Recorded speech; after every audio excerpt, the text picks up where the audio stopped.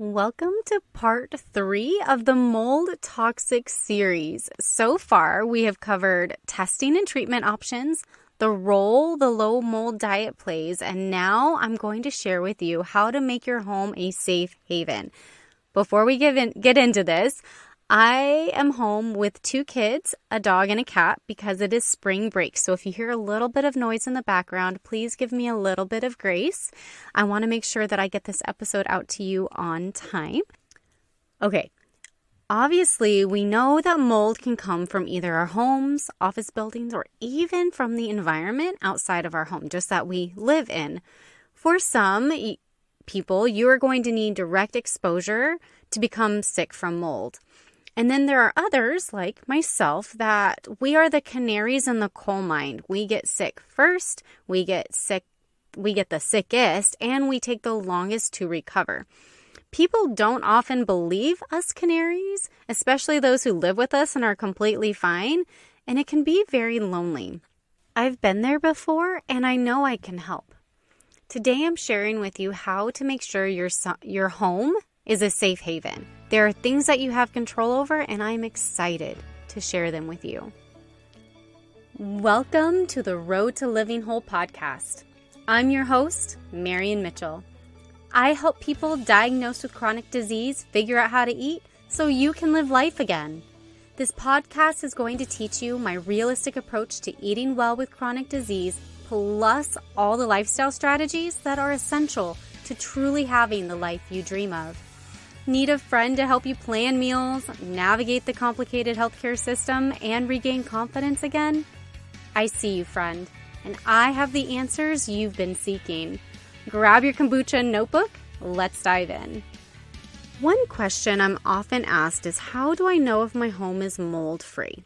This is a great question, and I went to an amazing company who wrote an entire tutorial on how to do a proper mold inspection and renovation, and I will share that link in the show notes, but today I'm going to give you a quick run through. The next question I'm often asked is, how do I keep my home mold free? Another great question, and I'm going to share with you several tips today at the end of this episode. It's going to be so good. First, let's talk about the mold inspection and renovation. A proper mold inspection. You need to hire a company that specializes in mold remediation specifically. They need to check your HVAC system, gray water, and do a moisture evaluation.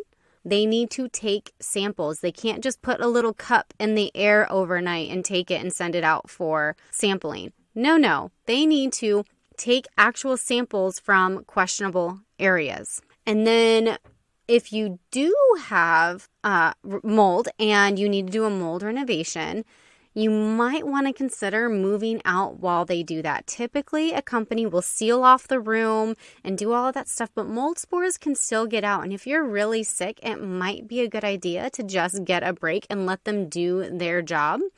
If you decide to move, you're not going to want to take your furniture with you. Typically, your furniture is also going to have mold spores in it, specifically the ones that are absorbent, like your couches, your pillows, your mattresses, your bedding, all of that stuff. You're going to want to consider just replacing. The mold spores will get in there, and then as soon as they're moisture, they're going to go poof, and then they're going to go float around your house. They're going to find the source of that water, and then you're going to have a mold problem all over again. Now, how much you get rid of and replace obviously depends on your budget and what you have going through and what your life looks like, but you definitely want to at least replace the most absorbent surfaces. Now, you can also talk to the mold inspectors for their opinions. They might be able to give you some other solutions. Hire a separate company to do the remediation so there's not a conflict of interest. You want the inspectors to have absolutely no teeth in the game when it comes to the renovation, and vice versa.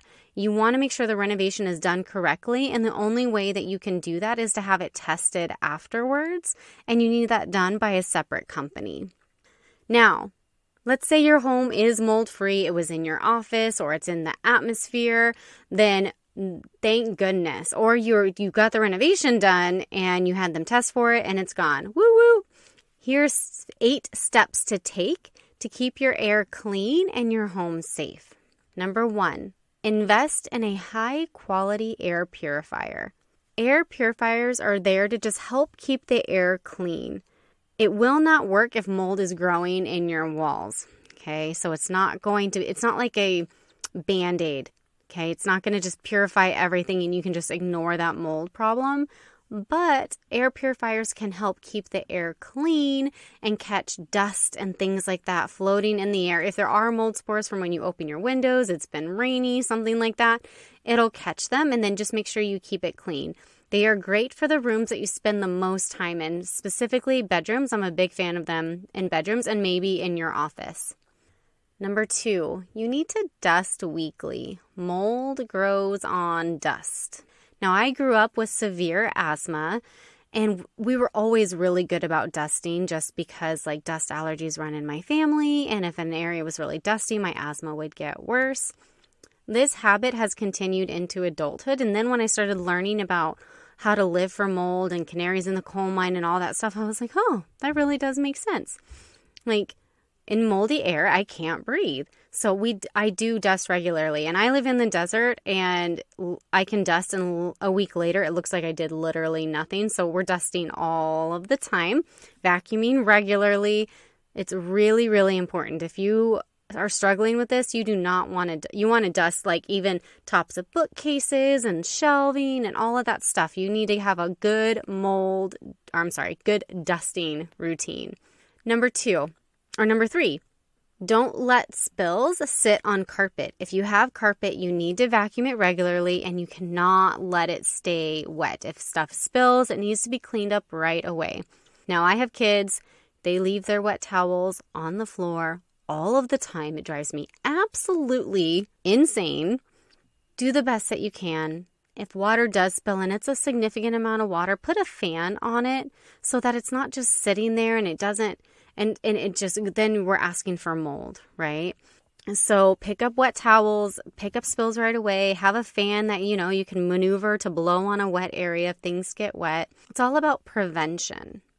Don't let water sit anywhere, not even on carpet, but on tile. If there's a spill, if your faucet is dripping, you need to clean it up right away. If you have a leaky faucet, this moves into our next one. Fix the leaks as soon as they are discovered, because mold grows from constant water exposure. It's not like it rained one time and then it was there. I mean, it can, but for the most part, it's it leaks and it leaks and it leaks. So make sure your windows are sealed. Make sure if your kitchen faucet is leaking, you clean it up right away. Bathroom faucet, everything. Clean them up right away as soon as they're discovered. If your bathrooms do not have a ventilation system, get one in there ASAP. I would put this as number 1. If your bathrooms don't have fans in them, you need to get them installed immediately, because that's where the most moisture happens in your home. And it can, typically the drywall in there's a little bit moisture resistant and all of those things, but that's not a guarantee that you can't grow mold, because you have wood cabinets and you have all of these things. Get a fan. And if you can't, then make sure you crack open the doors and open windows. I know I love getting out of the bathroom and it being all steamy and warm. I hate getting out and it's cold. I do not like it, but you need the fan running to prevent mold. Here's another big one. If you are mold sensitive or you're dealing with mold toxicity, don't have plants in your home. Yeah, I know they're air purifiers, blah, blah, blah. Buy an actual air purifier, because how plants get food is the mold breaks down the soil. So to have a plant means you have mold in your home. I love plants as much as everybody. I mean, I have a hard time keeping them alive, but I love them. I typically try to keep them outside and enjoy my nature outside versus bringing it in, just because whenever we've had plants and I see the mold, it makes me really nervous. If my asthma's acting up and I'm having a hard time breathing, then I'm like, nope, and they're gone. I know plants are amazing. Buy the fake ones, dust them weekly, or make your backyard an oasis for you. Make sure all your windows, pet doors, and doors are sealed well. And then last but not least, make sure your HVAC system is inspected and cleaned annually. if you want to really go the extra mile, have them spray a mold inhibitor in there. It typically gets, mold will grow in the summer because of the air conditioner, and then it'll dry out. And then when you start blowing the heat in the winter, it all breaks away. And that's when people typically will get really, really sick. A mold inhibitor is worth the money. And then also making sure you're getting it cleaned. Like I said, mold grows on dust. There's a lot of dust in there. You wouldn't think so because the air is always moving, but they're actually really gross. Have you ever seen those videos? Make sure you're getting it cleaned. It's worth the money. You know, if they have like service agreements or anything like that to save you money, do it because you're gonna use them. Now, I know this is a lot, and you don't have to tackle everything at once. Like, you can start with whatever is the easiest immediately. So you know, step one is making sure there's no mold in your home. You know, from there, we have our list of what you can do to help keep the air clean. So that might be investing in air purifiers. That might be first making sure everything is sealed up. That might be fixing some things that have been leaking. It might be dusting.